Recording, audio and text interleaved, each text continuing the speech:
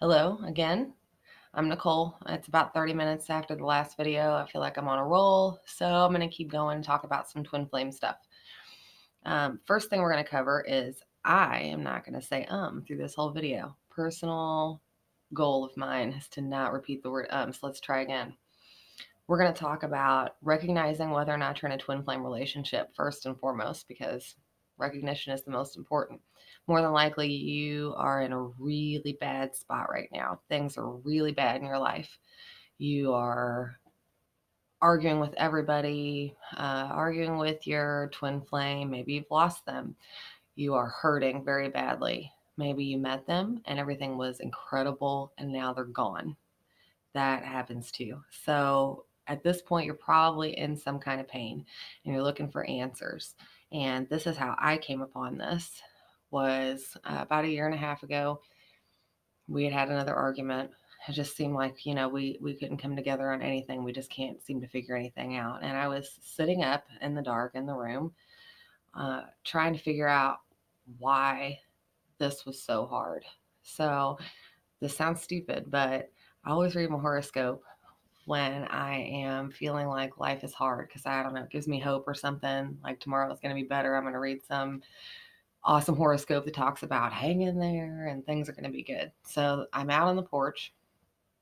I'm reading through this horoscope, and at the bottom it says compatibility test. And so I'm like, okay, well, I'm going to do me and my twin flames compatibility. So I put us in there and I'm reading through it, and it's, some of it's right, some of it's wrong, whatever. So I get to the bottom and it says these two signs can create a twin flame relationship. And this is the first time I had ever heard twin flame ever in my life. Never heard that term prior to then. So I hit it because I was like, okay, it sounds strange. Let's see what it's about. I read through it and it is exactly the relationship that I am in currently. It just hit me in the chest that this is it. I have found it. This is the answer. I had prayed about it. I had asked for help and I stumbled upon something I had never read before and it hit home. So, how do you realize you're in a twin flame relationship? Well, there's a lot of places online that kind of talk about this. Usually the woman knows first, comes upon this term, understands that there is something between the two of you that is outstanding. And so basically, what you'll feel with this person is uh, a sense of them. You'll be willing to tell them things you would never tell anybody else, deep, dark things about yourself, and you feel they'll understand. You feel like you've been looking for them, like they're your perfect person. Like there's nothing about them that you would change or ask for anything more. They're everything. And usually, when people meet, they have this bubble period at the beginning, the last 2 weeks, 3 months, who knows. But during that time, it's unbelievable. You think they're amazing and incredible and wonderful and embody all the best qualities, plus things you didn't even think that you wanted or needed out of a relationship. They brought more even to that relationship. When you meet this person, you're going to just know this is going to change my life. This person is important in some way. And that's called the recognition phase. That's the very first thing. It's like love at first sight is the only way I can describe it. And I think that's what most people think it is. Like both of you see each other and fall in love instantly, and all is right in the world, and you get married and drive off in a carriage. But that's not how it is all the time. In fact, mine was a little bit different. And we had worked together for 2 years prior to him even realizing I existed. He even trained me. I'm a nurse and he's a respiratory therapist, and I had started a new job. And he was required to show me the respiratory portion of it. Now, if you talk to him, he doesn't even remember me at all. So, and we worked together for like 2 years. Like, he didn't even think about me like that while we were together, like working together like that. So then one day, I think it was like December, he saw my picture on Facebook of the people you might know. And all of a sudden, it just hit him in the chest like, this is the most beautiful woman I've ever seen. And if I have to tell her right now. That's what he says if you ask him about it. So he walked upstairs. I was working and looked at me and said, "You are the most beautiful woman I have ever seen." And I work night shift, so I had just woken up and I'm giving medicine. And I looked up at him like a fish and said, "Thank you." And he said, "Well, how long ago was this?" And so immediately in my mind, I'm thinking, "Oh, I bet I look really bad." He's wondering, how could I have taken a picture like this when I look how I do? And I was like, "Well, I was just last summer." And he was like, "Okay," and walked away. And that was it. And we did not start some magical relationship at that point. We just didn't. I still wasn't in a good place, wasn't available for it. So, whereas he had already recognized me, I did not see it for what it was. So, about 4 months later, I had been driving down the road from work and I was praying. And I said, "God, if there is a man out there for me, I am ready for him. And I'm going to give him a chance and I'm going to be good to him and give him everything. I am ready to love someone else." And I don't know, maybe a week later, I was sitting in the house and I had been drinking a little bit and I decided that I was going to get a hold of him. So I messaged him on Facebook and he responded within like 10 seconds. And we started this conversation. He was with somebody at the time. And I was not in a good place with my ex. We were at each other all the time. And we just connected over Facebook Messenger that night.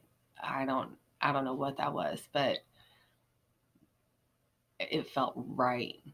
Like it was supposed to be. Like this is home. This is what I've been looking for. And I've never asked him that question. I don't know if he felt like that too, but the conversation was just easy and comfortable. And we had to wait a few days. It seems like threes in our relationship all the time before we could even see each other. And he was going out of town. So we waited about 3 days to get together and even have a first date. And he came over and we sat on the floor in my living room and spilled our guts. Like the worst things about ourselves to each other. We told each other everything the first night we were together.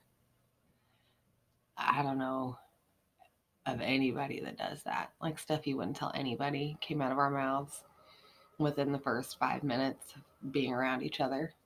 And we both knew at that point with the connection that we felt to each other, um, sexual, physical, mental. We liked the same things. We liked the same music. We kind of had the same viewpoint on religion and family and money, and everything just lined up and was easy. It was perfect.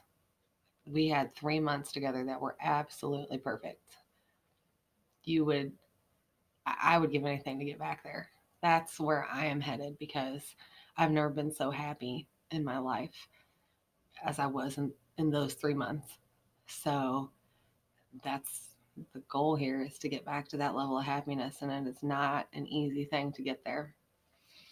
So then after the recognition stage, you, as far as what happened in my relationship, something just switched. And all of a sudden, things got hard. They were unbelievable, amazing. And then the next thing you knew, everything was going downhill. Um, and it was a progressive slide even to this point. But he had issues that pulled him away. And so our separation period was together but separate. So after that initial awesome phase, you hit this phase where things get hard. You either start fighting, someone runs, you realize that you're both married. Those all kinds of things that keep you from being together how you want to be together. Sometimes the person runs and doesn't come back for a long time. They do the whole spiritual ascension thing by themselves. In our situation, we held it together. Even though he couldn't be around most of the time, I stayed. And he didn't run either. He did, but it was different. It was a different kind of running. He ran emotionally and mentally, physically sometimes, but never very far and never for very long. So, which put me through pain because I didn't understand why he couldn't get on the same page as me when he wasn't that far away. He didn't really want to go, but all of these decisions he was making kept us apart all the time. So the separation phase is probably where most of us are at right now. Looking for this information, I would say that that's probably where it's at. You are in an extreme amount of pain and you don't understand why.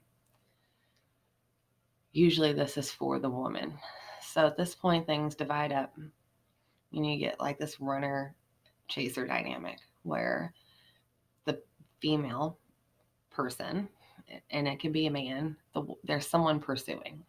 That person is your feminine energy. They want to change. They want to embrace this. They want to do anything that they can do to make themselves ready for this relationship. They're willing to do anything just so that we can stay together, anything to stay together. And so they pursue this person. And the runner is the person who's afraid of how intense the relationship is, how hard it becomes, and they run away from it in one way or another, physically or mentally or emotionally. They will run away. And a lot of times it's easier for these people to be separate. Uh, that's why you get this long separation phase because it's not easy to make these changes together.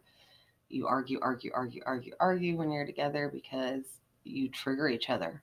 You drive each other insane on purpose so that you pull this stuff up to be worked through.